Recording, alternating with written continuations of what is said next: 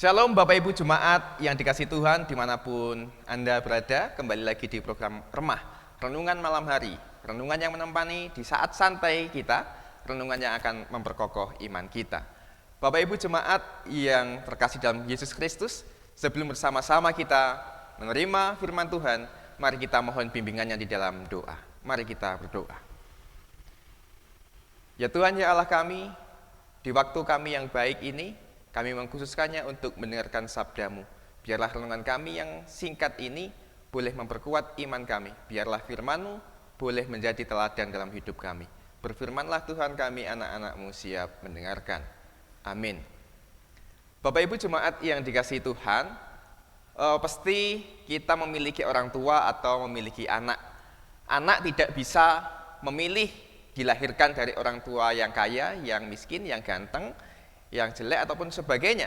Demikian juga orang tua tidak bisa memilih melahirkan anak yang ganteng, yang jelek, yang pemalu, pemarah dan sebagainya. Tetapi antara orang tua dan anak mempunyai kehidupan, memiliki hubungan yang sangat-sangat dekat antara keduanya. Nah, kerap kali ketika hubungan cinta kasih anak dengan orang tua itu terjalin dengan baik, ada sesuatu yang ditinggalkan oleh orang tua, yaitu berupa warisan. Warisan itu tidak hanya berupa harta benda, tanah, rumah, tetapi warisan itu juga bisa berisikan ilmu, kebijaksanaan, didikan orang tua. Demikian juga anak. Ketika ia memiliki orang tua pasti mengharapkan sebuah warisan. Tadi kan warisannya tidak hanya sebatas harta benda, tetapi juga mungkin kasih sayang, kehangatan, mungkin juga ajaran, wejangan dan kebijaksanaan dari orang tua. Saya akan mengajak kita semua untuk membaca satu bagian Alkitab yang terambil dari surat Roma pasalnya yang ke-8 ayatnya yang ke-17. Surat Roma pasalnya yang ke-8 ayatnya yang ke-17. Yang begini bunyi firman Tuhan. Dan jika kita adalah anak, maka kita juga adalah ahli waris.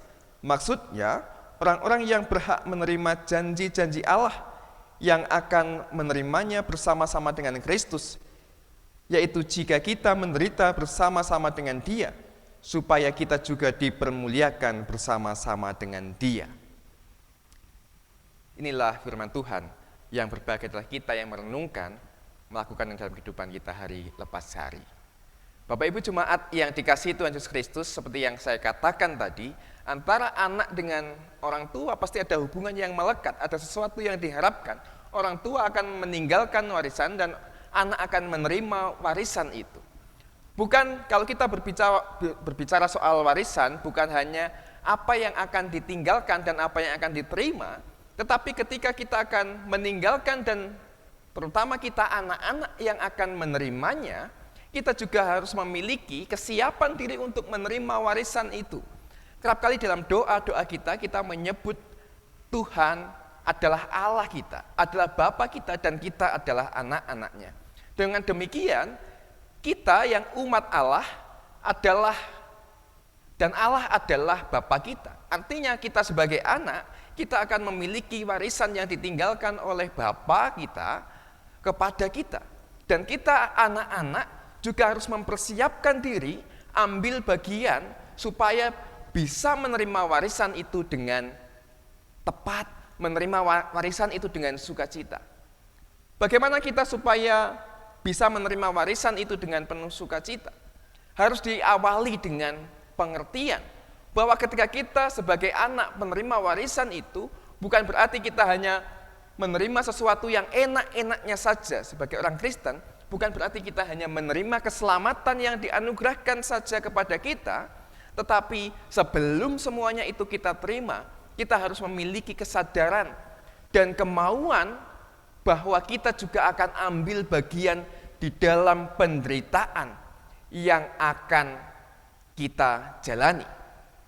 Sekali lagi, ketika kita akan menerima warisan berupa keselamatan itu harus didasari dengan pengertian bahwa di dalam warisan keselamatan itu ada satu bagian yang melekat yang tidak bisa dilepaskan, yaitu kita memiliki pemahaman dan kemauan untuk ikut ambil dalam penderitaan. Mengapa kita harus menderita ketika kita sudah menerima keselamatan? Kenapa kita harus menderita ketika kita sudah mendapatkan sesuatu yang mulia, sesuatu yang enak? Karena Tuhan mewariskannya bukan hanya untuk kita sendiri dan bukan hanya kita anak-anaknya. Semua yang ada di dunia ini adalah milik kepunyaannya, tetapi belum semuanya mendapatkan warisan itu.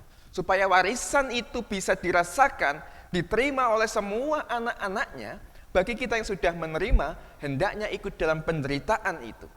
Ikut melakukan karya Allah dalam penderitaan. Kenapa? Karena di dalam penderitaan itu kita dibentuk. Karena di dalam penderitaan itu karakter kita menjadi kuat.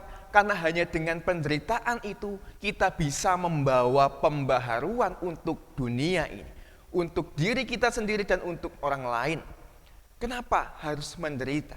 Sekali lagi, karena hanya dengan penderitaan itu kita bisa membawa pembaharuan untuk hidup kita, untuk orang lain, dan untuk dunia ini. Supaya mereka yang anak-anak Allah dan belum merasakan keselamatan itu, boleh merasakan keselamatan dan anugerah Bapa kita, anugerah yang sama yang kita nikmati saat ini.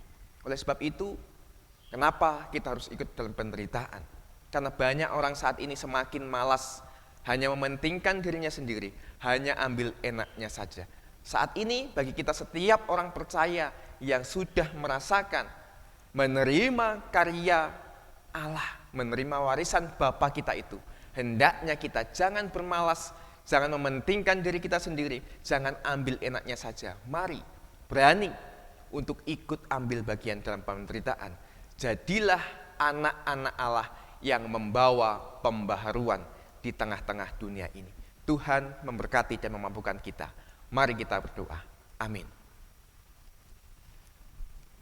Tuhan Allah Bapa kami, pada saat ini kami mengerti bahwa kami adalah anak-anak-Mu.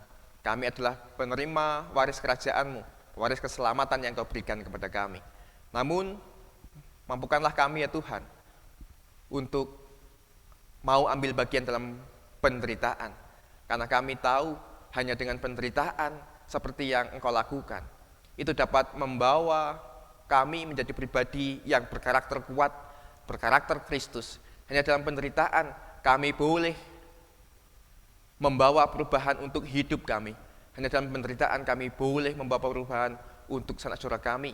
Supaya mereka anak-anak-Mu yang belum menerima dan merasakan anugerah keselamatan-Mu, boleh merasakan sukacita yang sama seperti yang kami rasakan saat ini. Biarlah melalui tutur kata kami, tindakan kami, mereka boleh melihat, merasakan bahwa Engkau adalah Bapa kami, Bapa yang senantiasa menolong dan memelihara kami. Inilah Tuhan doa permohonan kami. Dalam Kristus Yesus kami berdoa, kami mohon. Haleluya. Amin. Demikian Bapak Ibu renungan singkat pada malam hari ini. Kiranya Tuhan senantiasa memberkati dan memampukan kita semua. Shalom.